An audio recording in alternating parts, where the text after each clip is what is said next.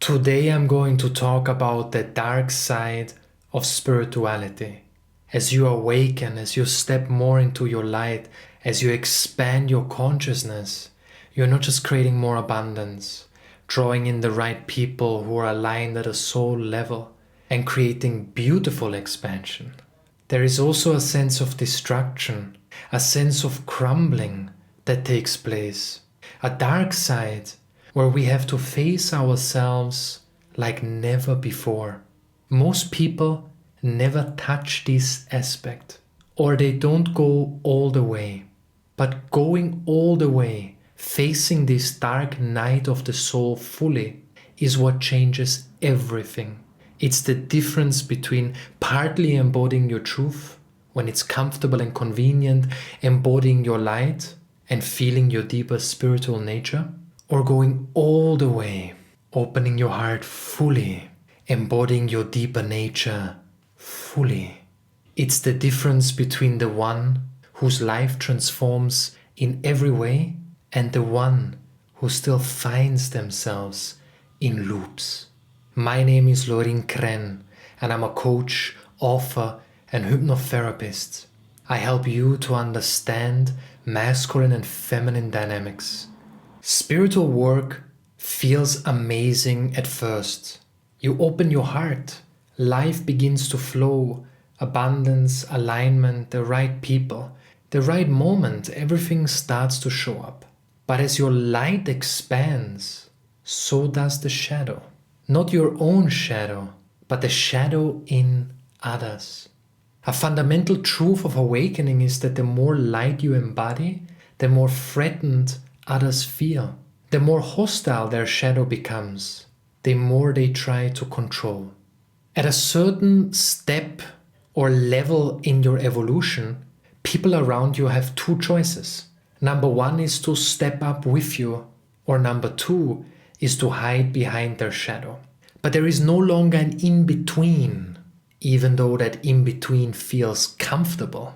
It is a sense of comfort zone that we all create because of our identity, that when others get uncomfortable, when others get triggered by our light, then we self-abandon.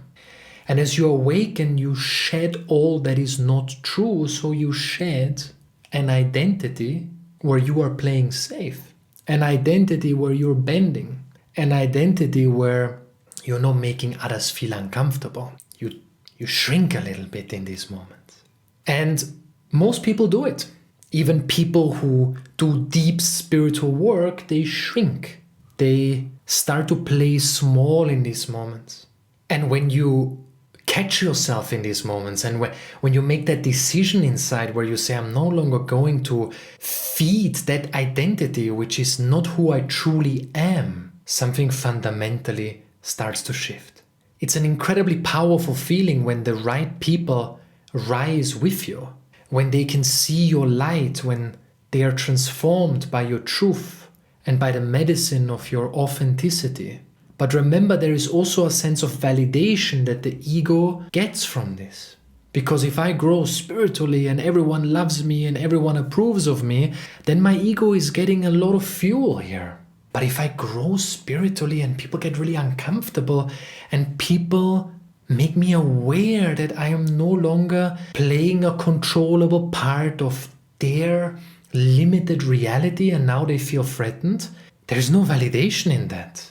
In fact, when you experience this, the only thing you can rely on is to validate yourself, or even deeper, to source your sense of self from something deeper than how others respond. I like to say to not judge your truth based on how others respond, but to judge it based on how it makes you feel within. There is that moment of speaking your truth where you feel a deep sense of power, but then people don't respond in the way you want them to, and that power can vanish and you start bending, you start compromising, you start shrinking and playing small. And that's the identity you break, you release as you awaken.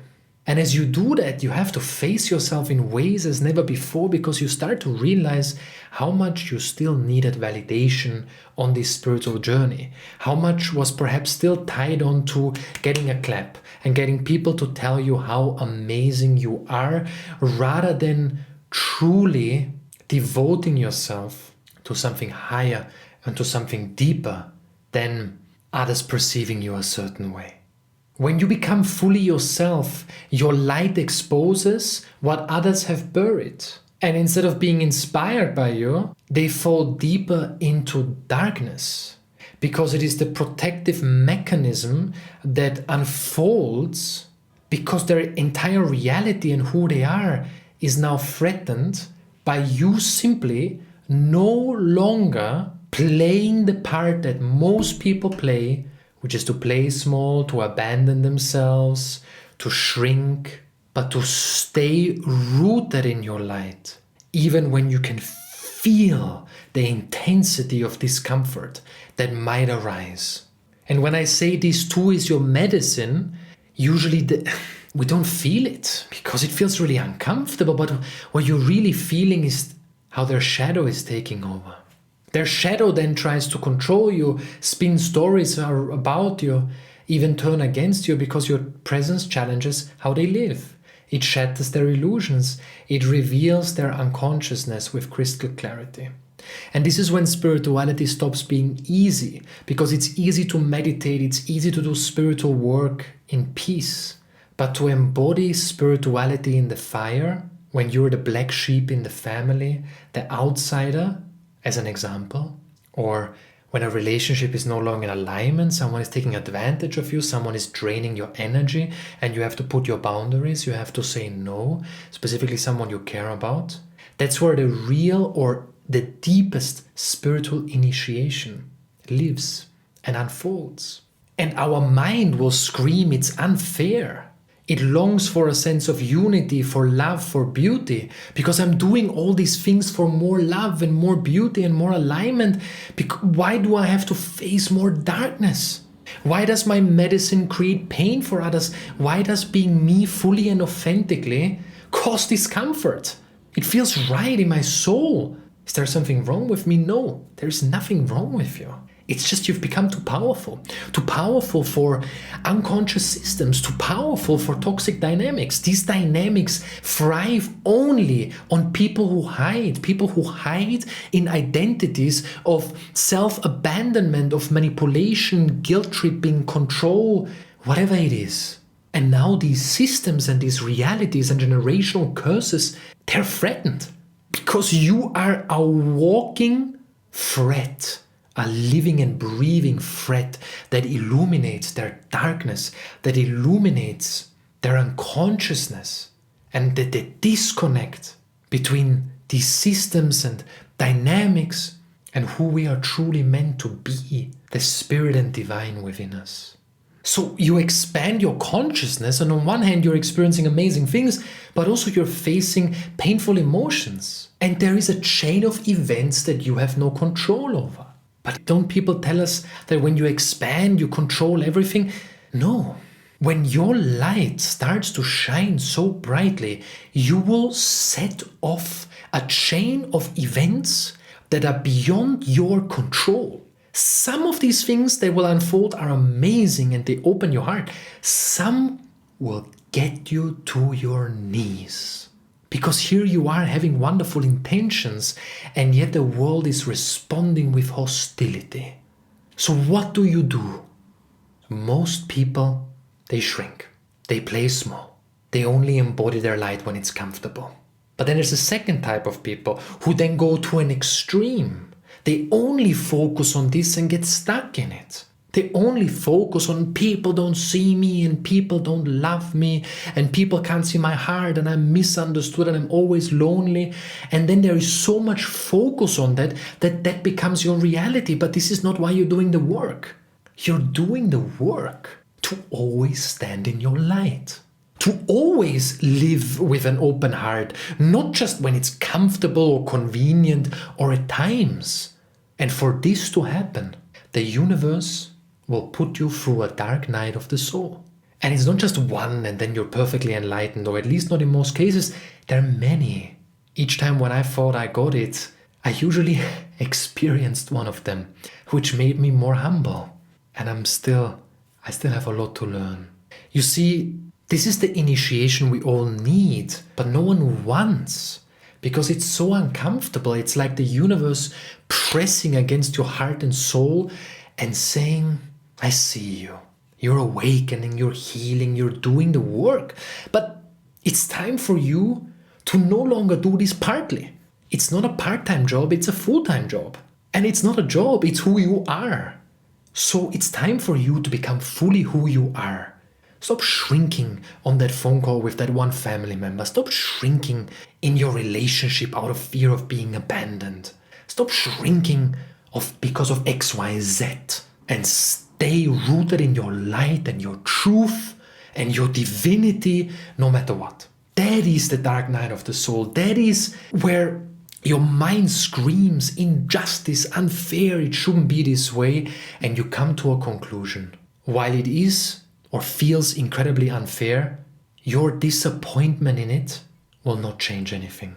What you do with that raw mess of life and truth is up to you. And that's the difference between the one who thrives and the one who suffers on this journey, or suffers unnecessarily. Let's put it that way, because not all suffering is self-made. The one who thrives says, I don't have control over this, at least not entirely. So instead of trying to control and change people's perceptions and always feel disappointed when this happens, let me just face this pain that I call injustice and it shouldn't be this way.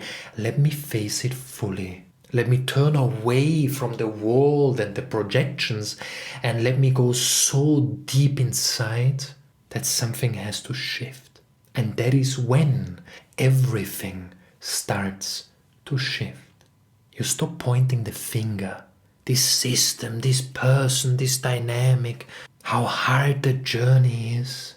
And you sit in the silence of your own heart and soul and surrender your story and your ideas of how this journey has to unfold. You allow the journey to be the way it is.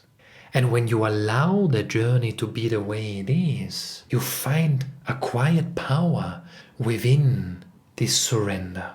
A quiet power that does not feel disappointed by life, but instead finds a way to still see beauty, to still remain connected to love, and to still be in touch with divinity, even if you are faced with the hostility and aggression of the shadow and ego of others. The universe asks you the question again and again, are you truly ready to stay in your light? Not when it's comfortable, but no matter what. Are you ready to embody spirituality in every part of your life? To become a teacher not by preaching, but by keeping your heart open and facing everything. This is the dark side of spirituality, the pressure, the intensity, the burning away of anything false, including our stories of how life and ideas of how this journey should unfold. And the voice of the divine saying to us, will you surrender everything to this path? Because if you resist, if you fight, if you try to control or see it as unjust, you're not fully trusting. A part of you still believes it knows better. And that's where the suffering of the spiritual journey sneaks in. You might want to write this down because it's that important. Let it land again. The part inside you that is disappointed, that doesn't want to face this darkness, that says it shouldn't be that way, is the part that still thinks it knows better. It's the part that still says, no, it shouldn't be this way. But how can that be true if it is that way? If it is that way, then there is a higher divine intelligence behind it and the reason for it. So why would we then decide, no, it shouldn't be? That's our limited self. That is the illusion of spirituality. And most people are still there. And I'm not saying this from a place of judgment. I used to be there. But I've had the privilege of being cracked open again and again and again until I could no longer be there. Let's put it that way. The universe decided that for me, that's my destiny. There is no escape. There is no hiding and avoiding, because that's not my path. The only thing you truly have control over is your surrender. Your willingness to walk the higher path, to live and speak your truth no matter what, to embody your light in each moment no matter what is required of you. Most people do the spiritual work, but they're still hiding. The deepest seekers all walk through this. They have faced the injustice but stopped pointing the finger and instead surrendered their need for the journey to be any way different than the way it is, and become friends with that darkness, not friends with the shadow of others, but friends with the pain of injustice, the intensity and brutality and even violence on an energetic level of this journey at times. And also remember, destruction often comes before creation. And what falls was never grounded in truth anyway. It was always hanging by a thread. So anything that falls apart was already hanging by a thread. And the only thing that changed it is your expansion and your light, which just burned away that little loose thread. So let's pause for a moment. Let's reflect. Where in your life are you still hiding? In a family dynamic? In a relationship? In a friendship? Where are you being called to trust more and to surrender and give your heart and soul fully to the divine, to this deep journey? Where are you being asked to embody your light more completely? Where are you still shrinking and playing small? Where are you hiding still behind an identity that is false, that is not rooted in truth, that is hanging by a loose thread? Because on the other side of this path, through the projections, the rejection, the pain, lies your deepest power. And what is that quiet power that you find as you clean up every area in your life energetically where you're still hiding and playing small, and you embody your light fully and completely? It is real spirituality. And what is real spirituality? It is a spirituality that no longer judges, that no longer controls, one that's not rooted in ego or in shadow, but rooted in truth. One where your heart stays open no matter what. One where the darkness of the world can no longer bring you to your knees. Not because it's not painful, not because it doesn't feel unjust, not because it is somehow magically easy now, but because you have surrendered, all of you, to the highest path. Even that last part that still tried to control the journey, that still wanted it all to be a certain way.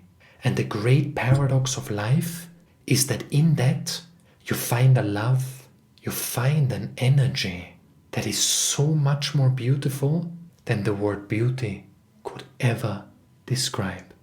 You find yourself, your true self. Thank you for listening to this episode. I am so honored to have you here and to be able to support you in your powerful path. For us to continue to support you at the highest level, I ask only for a few seconds of your time if it feels aligned.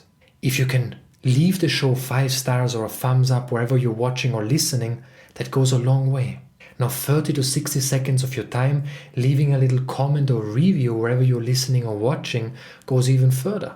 And by sharing this episode with someone who you think can deeply benefit from this on your social medias also goes a long way. And if you want to benefit from more of my free offerings, I invite you to subscribe to my newsletter if you haven't already.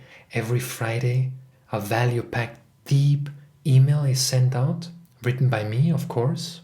And in there I often share personal stories and content that doesn't make it into my social media channels. Once again, thank you for being here. It's an honor to be of service.